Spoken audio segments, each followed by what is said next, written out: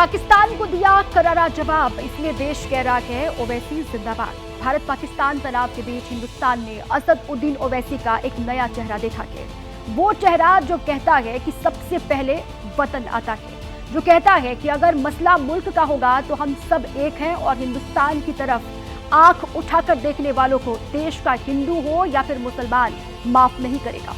असदुद्दीन ओवैसी जिंदाबाद कहना जरूरी है, क्योंकि ये वो नाम है जो हिंदू मुसलमान की राजनीति करता है। चुनावी रैलियों में जिन पर भड़काऊ भाषण देने के आरोप लगते हैं, लेकिन जब देश मुश्किल में था तो ओवैसी ने एक नई लकीर खींच दी। ओवैसी लगातार पाकिस्तान को जवाब दे रहे हैं और इसी कड़ी में सबसे ताजा है उनकी चुनौती, जो उन्होंने सीधे सीधे शहबाज शरीफ और पाक आर्मी चीफ आसिम मुनीर को दी है। पाकिस्तान को अब समझाने का वक्त खत्म हो चुका है। मैं बड़ी जिम्मेदारी के साथ जज्बात में लाए बगैर कह रहा हूं कि ये वक्त जवाब देने का है।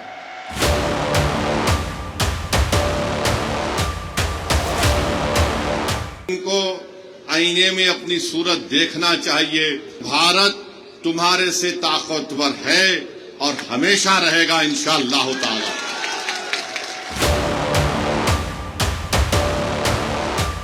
पाकिस्तान में तुम एक मलेरिया की दवा नहीं बना सकते, तुम एक मोटरसाइकिल का टायर तैयार नहीं कर सकते। भारत बहुत आगे है, भारत से पंगा मत लो। भारत जिंदाबाद, भारत जिंदाबाद, भारत जिंदाबाद। असदुद्दीन ओवैसी वो हुंकार जिसने पाकिस्तान में बैठे आतंक के आकाओं तक ये संदेश पहुंचा दिया कि तुम मजहब के नाम पर हमारे मुल्क को बांट नहीं पाओगे। यहाँ पर थी, क्या बोलते, भेलपुरी खाड़ी से मेरा पति साइड में था, एक इंसान है, उसने उसको गोली मार दी। यहाँ पे उसने बोला कि शायद मुस्लिम नहीं है, उसने उसको गोली मार दी। याद रखिए, अगर आप किसी मुल्क के अंदर जाकर मासूम लोगों को मारेंगे तो कोई भी मुल्क खामोश नहीं बैठने वाला है।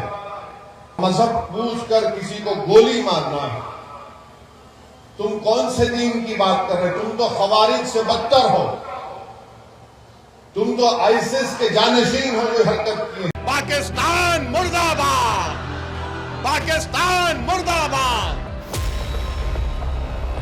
मजहब पूछकर पहलगाम में पर्यटकों पर इसलिए गोलियां बरसाई गई थी ताकि देश में हिंदू मुसलमान के बीच गहरी खाई पैदा की जा सके। हिंदू मुसलमान लेकिन ओवैसी ने बताया कि जब जब दुश्मन हिंदुस्तान की तरफ आंख उठाएगा, पूरा देश मिलकर उसका जवाब देगा।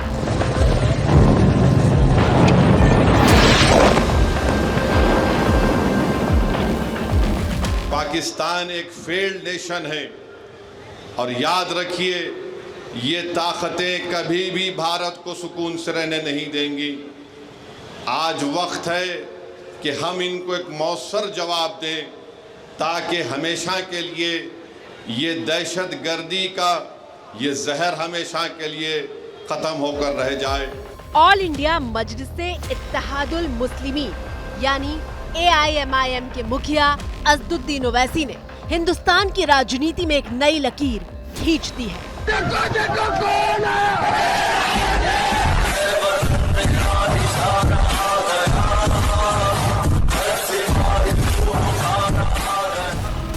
और वो इसलिए क्योंकि देश की राजनीति में ओवैसी मोदी के विरोध का सबसे बड़ा चेहरा माने जाते हैं। अब आप देखो ये कौन सा सेकुलरिज्म है कि कल देश के वजीर आजम प्रधानमंत्री मोदी कह रहे हैं कि जब आप वोट डालेंगे तो बजरंग बली का नारा मार के वोट डालना।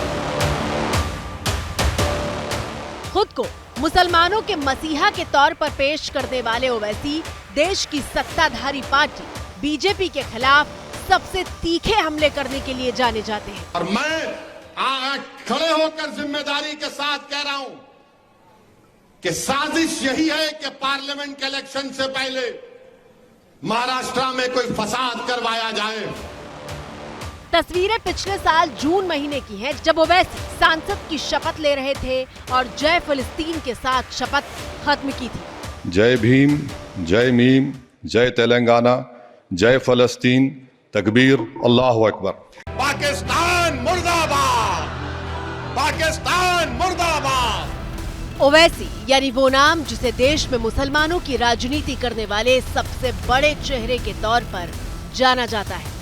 पहलगाम में जब पर्यटकों पर आतंकी हमला हुआ तो ओवैसी ने राजनीति करने का अवसर नहीं ढूंढा और वो हर मौके पर सरकार के साथ ढाल की तरह खड़े दिखाई दिए। सरकार जो भी एक्शन लेगी हमारे देश के तमाम लोगों को उनकी जान और माल को बचाने के लिए, खासतौर से इस बुज़दिलाना वहशियाना दहशतगर्द हमले के बाद हम उसकी तायीद करेंगे। ये कोई सियासी मसला नहीं है, ये हमारा नेशनल मुफाद है, नेशनल इंटरेस्ट में है। पाकिस्तान मुर्दाबाद, पाकिस्तान मुर्दाबाद। पाकिस्तान के खिलाफ ओवैसी की ललकार में सबसे ताजा है प्रधानमंत्री शहबाज शरीफ और आर्मी चीफ आसिम मुनीर को पेश की गई उनकी ये चुनौती। ओवैसी ने एक्स पर सवाल लिखकर पूछा, क्या शहबाज शरीफ और आसिम मुनीर चाइनीज एयरक्राफ्ट से अपने रहीम यार खान एयरबेस पर लैंड कर पाएंगे?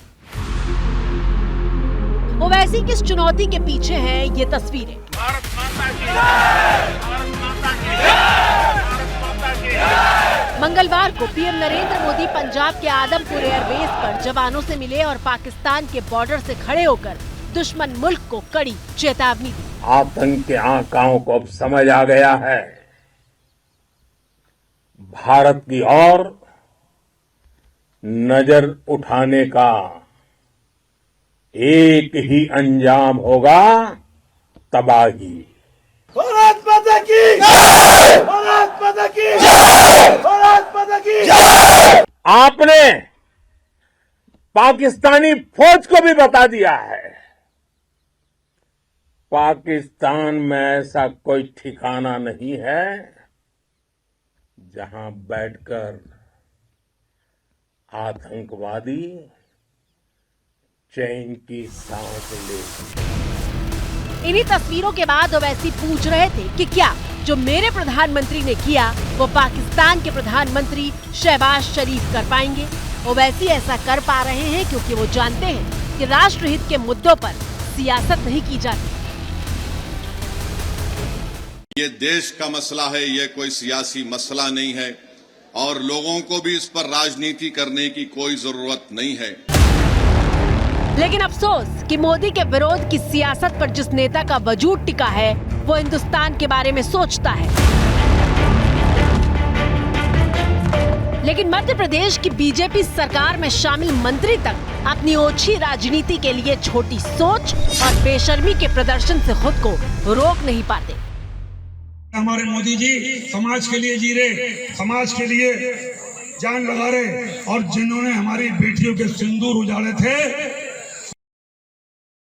लोगों को हमने उन्हीं की बेच करके उनकी ऐसी की तैसी करवाई।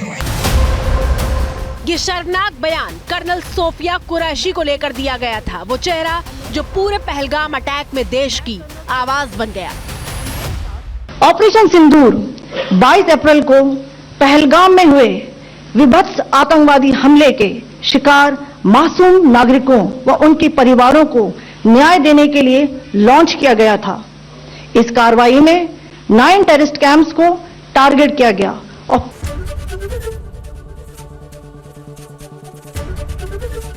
एबीपी गंगा, खबर आपकी, जुबान आपकी।